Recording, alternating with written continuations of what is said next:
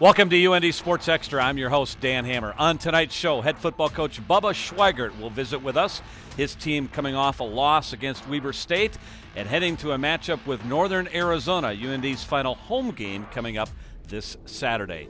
Also on the lineup tonight, head volleyball coach Mark Pryor. His team has clinched a spot in the Big Sky Conference postseason tournament, but still jockeying for seeding position in this, the final week of the regular season.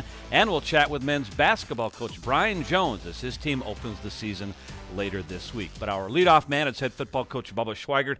Bubba, good to be back with you again. A 24-12 loss to Weber State on Saturday. As you reflect on this game, what's top of mind for you?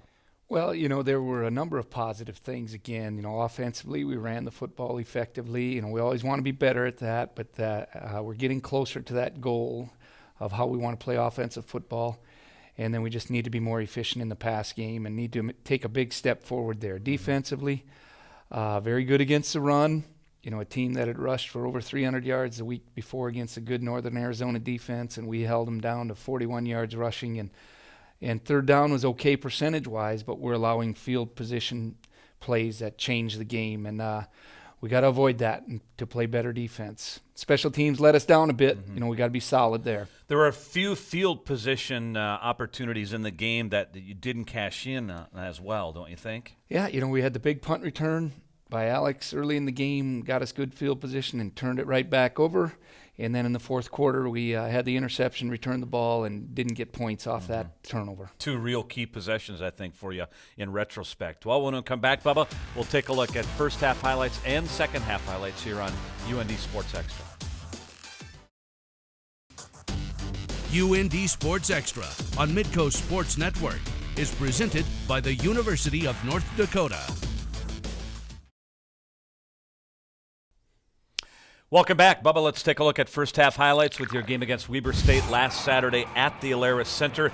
Alex Tillman is the Big Sky's leading punt returner, and he gave you good field position here early in the game. Yeah, our guys did a good job up front. You see he gets some room to roam here and gets it up the sideline, and we got the ball on their side of the 50, and we really want to cash in on these opportunities. Yeah, but unfortunately on your first play, Keaton Studrud will look for Josh Seibel. Unfortunate pick here. Seibel goes up to try to make a catch. It deflects off him and into the hands of Deontay Florence. Yeah, we got a one-on-one out there, which we liked our chances with it, but a little unfortunate there with the ball falling right into the defender's hands. What did you expect out of Weber State offensively with Jadrian Clark making his third straight start at the quarterback? Well, we thought they'd run the football a lot more. That's what I thought, too.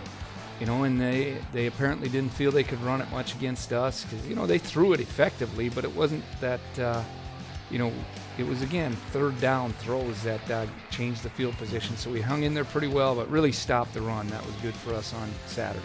Early second quarter, your fourth possession now.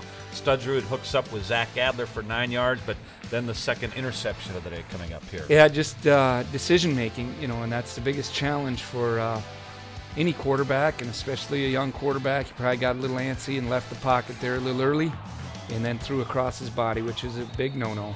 Weber State has a short field, but your defense again stands up here and holds up, Bubba.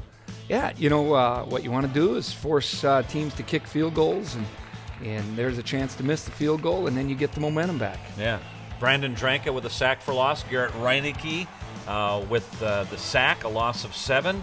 And you hold Weber State, but then a special teams error leads to Weber State touchdown here. Yeah, just an unforced error, and we been able to avoid those throughout the year. And here in Game 10, we have one of those mishaps, and that's unfortunate.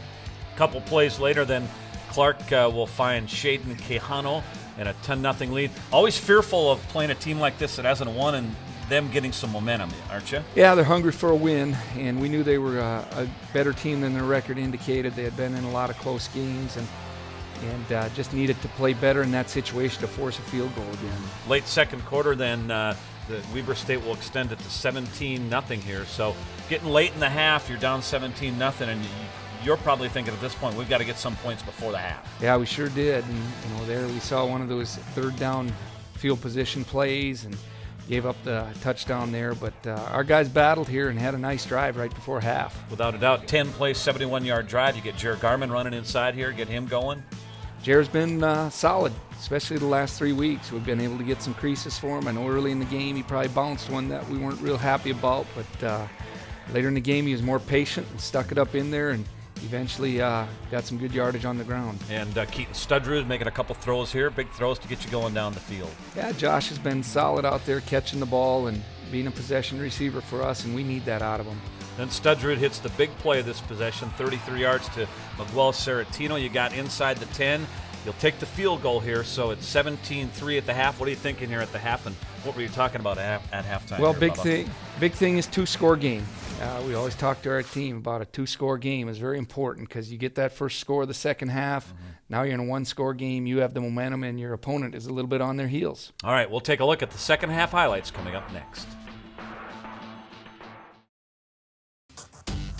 UND Sports Extra on Midco Sports Network is presented by the University of North Dakota. Welcome back. North Dakota got a field goal to end the first half. Bubba, let's take a look at second half highlights here, and each offense would put together long scoring drives to begin the second half. I know you wanted to stop Weber State coming out of the gates, but they get 7 on the board here early. Yeah, disappointed in our defense this first drive. We just weren't sharp, and we really need to be on top of our game. We expect our guys to be playing with great energy and mental sharp. We got to be mentally sharp, and that was disappointing with this drive. They spread you out a bit in this drive, didn't they? Yeah, and this was just a blown coverage here. This should not be a play that should score that easily, and now we're really in a hole, and our offense responded. It was good to see. Yeah, 24-3. Keaton Studrud kind of took a beating on Saturday, didn't he? He took some hits. He did take some hits, and it was the first time that he did. The week before in his first game, I don't think he was bounced around a whole lot like he did on Saturday. But this is a toughness a quarterback has to show and some real leadership, and the guys will really respond to it. Well, you answer Weber State's score with your own scoring drive here early in the third quarter, your first possession. Once again, got some good yards on the ground.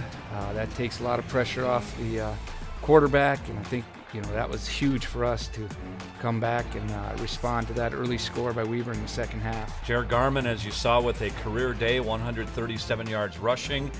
And then you go to Patrick Sharp, so you're getting inside the red zone here. Then I thought what was a heck of a call from your offensive coordinator, Paul Rudolph, here on 4th and 1. Yeah, big call here. We go with a little play action.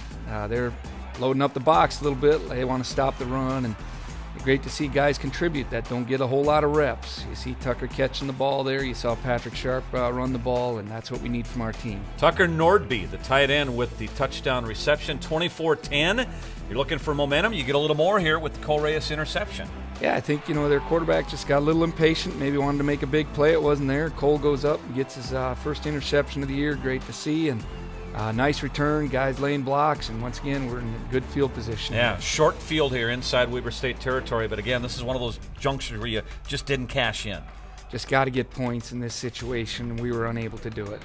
But your defense, despite this possession ending without any points, your defense kept Weber State off the board the rest of the way outside of that touchdown to begin the second half, and at least gave yourself a chance. Yeah, we're always practicing situations and challenging our guys. One of the things we want to do are no touchdowns in the fourth quarter. You see good teams do that, and we were able to do that Saturday, and that gives us a chance, and we really felt we had a chance to win this football game if we don't give up any more points after that first drive of the second half. Do you think drop footballs has haunted Keaton Studrud a little bit here the last couple of weeks? Well, sure. Doesn't help your confidence. Right. I think when the ball's moving, you get more confident.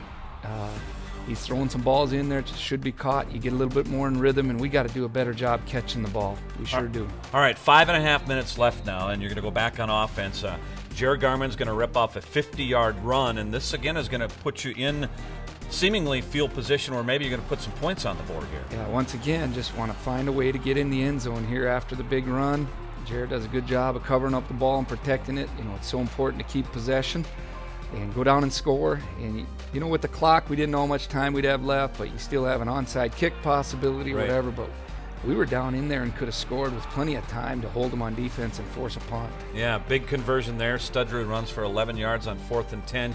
You got to the 26-yard line, then you face another 4th down, and the pass is incomplete, and that would end your possible late rally here. 24-12, the final. The end of this game was rather bizarre, didn't you think? Well, I think they're practicing a situation too there Yeah. with just taking the safety. They didn't want anything goofy to happen. You know, there's 11 seconds left. If they punt it, we block it, we get a score. Maybe we have a chance for an onside and a Hail Mary. Will Rattel leads your team again in tackles, and let's hear from some of your players following the game. If you look back at every single drive really that we're not successful and we're not moving the chains, it's always a drop ball, a missed blocking assignment, or something like that. And usually if we're not doing good on offense, it's self-inflicted, and we just can't do that anymore. It's not going to work in the Big Sky. I would say our energy coming from the start. I mean, defensively, we just weren't there at the beginning. I mean, we're not a good enough team right now to come out in the second half and change the game. I just think our energy was the big thing that hurt us today. Execution. I thought we played pretty good defense the whole game, except for a few mistakes that really cost us. But yeah, just execution. We got to execute the whole game, or else we're not going to come up with wins. Next up, Northern Arizona coming to the Alaris Center Saturday. Bubba, a team that's still in contention for the Big Sky Championship and a playoff berth in the FCS. Who is this team? This is a team that's beaten Eastern Washington but lost to USD and Northern Colorado. Well, I think they're a much improved team. They're very solid on special teams, which has really helped them. They have a kicking and punting game that's really helped them control the football, control the clock, and play very solid defense. What's it to your team this week to play its final home game and at least exit the home portion of the season with a good feeling at about 3 o'clock on Saturday afternoon? Yeah, this is a huge opportunity for us to make a difference in the league standings and for us to play very good football in November. We want to be a good November football program. All right, Bubba, good luck Saturday against Northern Arizona. We'll have the game for you live here on Midco Sports Network. Coming up next, we'll talk some volleyball with head coach Mark Pryor.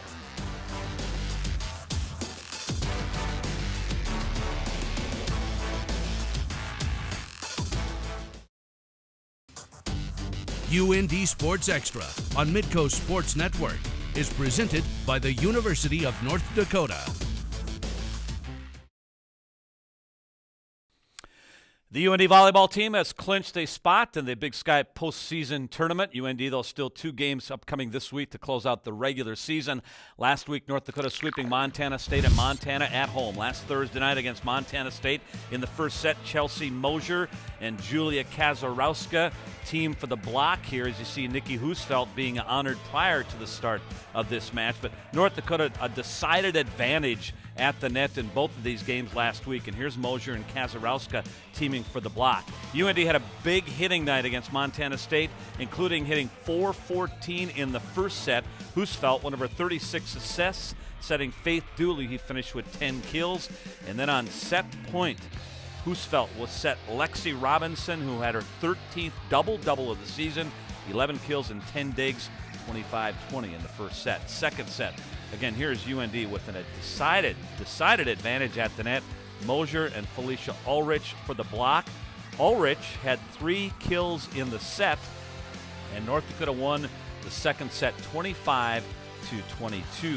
Go to the third set now. North Dakota's really been digging the ball well, and Mark Pryor went deep to his bench in both matches. Skylar Hildebrandt with some strong play. And check out one of the better digs, I think, that we've seen this year. Hildebrandt will go to her right here and come up with this dig, sprawling out. She had 6 digs in the match.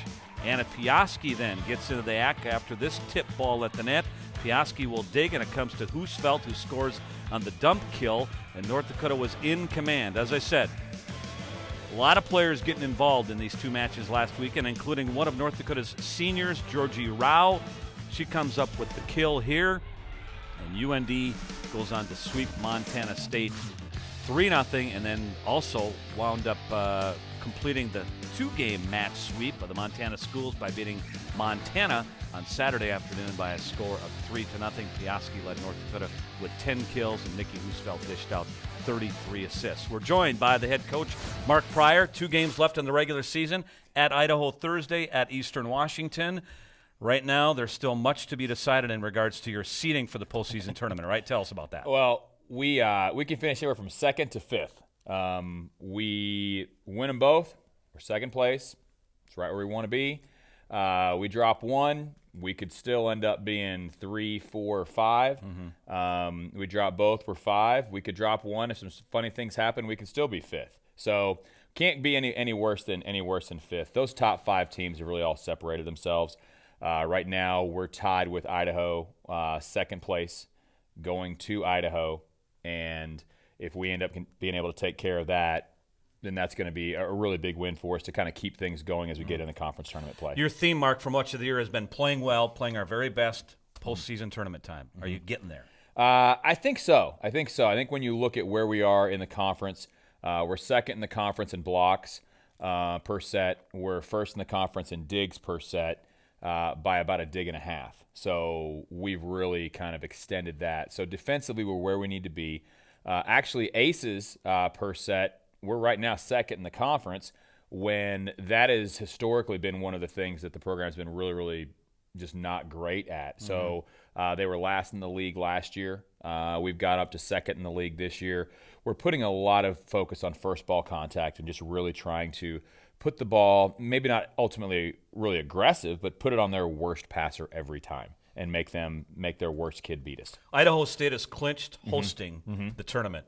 How much separation or lack of separation is there between the top 4 to 5 teams in the league right now? Here, let's put it this way. Idaho State has 1 loss. That's to Northern Colorado. We just beat Northern Colorado. There you go. That answers the question right kind there. Of, sort of, yeah. It's not anybody, a lot of difference. Anybody's going to be able to. Anybody gets hot for 3 days, they're going to the NCAA tournament. We just hope it's us. Yeah. No, you're going to extend your trip. You're going to, as I said, to Idaho and Eastern Washington, and then you'll just extend your trip to the postseason. We're just going to stay, and I think it's the right thing to do for the kids. Sunday we would have flown back, so you're talking 2 flights to get all the way back here, and then had to leave early Tuesday morning. Another 2 flights, probably a bus trip. That's pretty taxing on the kids, and if we're talking about that this weekend is the most important weekend, which it really is, we've got to do whatever we can to get them as prepped and get them as healthy and get them as rested as possible so they can play hard. All right, Mark, good luck as you wrap up the regular season and then turn the page to the Big Sky postseason tournament. Thank you very much. The men's basketball season opens this Saturday. Brian Jones's team, which lost 5 of its top 6 leading scorers from a year ago, opens at Northern Iowa. Greg Ankers sat down with the head coach. Brian, let's talk a little bit about, I think the theme of this season is new faces and new places, is it not? No question. Developing a new identity, 7 new faces. Even the guys I was just talking at our luncheon, that even with our returns, it's going to be a different role for them too. So there's a lot of question marks right now, but I've been really pleased with what we've seen through 16 practices. But it's going to take some time to develop that chemistry. Who is going to be the guys who can defend, rebound, and score the ball for us? And that's going to take some time. But obviously, our hope is by Big Sky play, we've got those answers for you. Do you feel like you've got guys that are ready to make that step up and become leaders? And if so, pick out a couple if you would. Well, I do. The one thing, we got a great locker room. There's a lot of guys willing to do it. But I always lean on usually our point guard, Quentin Hooker. Obviously, he learned from 2 very good players in last year, in Jamal Webb and Aaron Anderson. So I think he's learned how to lead, because as a point guard, no different than a quarterback, he's the guy out there between the lines calling the plays for you and leading that group. But Jerron Nash, being a 6th year, an older guy, we do have 6 seniors. So it's on top of Quentin, we're going to need our 6 seniors to lead. Just because they're older, some of them have been to other schools, and this is their opportunity to make their mark and to create their identity. And that's what I'm anxious to see with this group, because there are so many faces, how they create their own identity away from the guys who just graduated, who had so much success for 4 years. What areas, with all the new that is here, though, what areas are you confident in that will be where you want it to be early on in the season? Well, my hope, one, is defensively, because we spent so much time on that, trying to develop that identity. That doesn't take so much talent. It takes toughness and togetherness.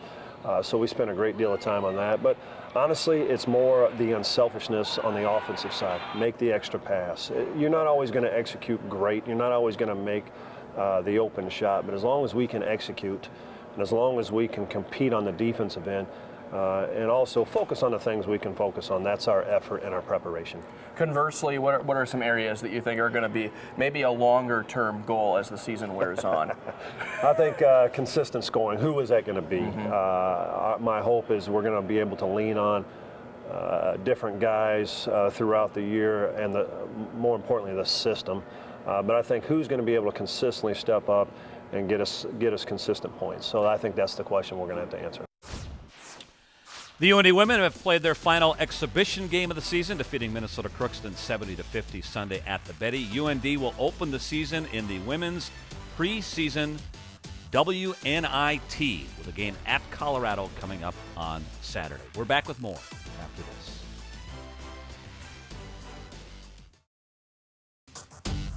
UND Sports Extra on Midco Sports Network is presented by the University of North Dakota.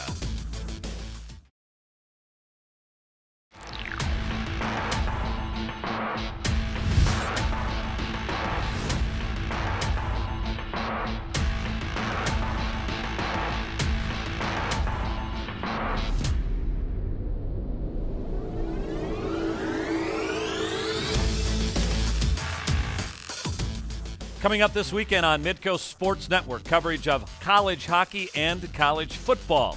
We're looking forward to the showdown between North Dakota and Miami in NCHC hockey. North Dakota number 2 in the nation, Miami number 7, a matchup of top 10 teams and the 2 preseason favorites within the conference. We'll have both games for you on Midco Sports Network. And Saturday afternoon at noon, we have Big Sky football with North Dakota hosting Northern Arizona. That's it for tonight. Stay tuned for North Dakota hockey with Dave Haxton.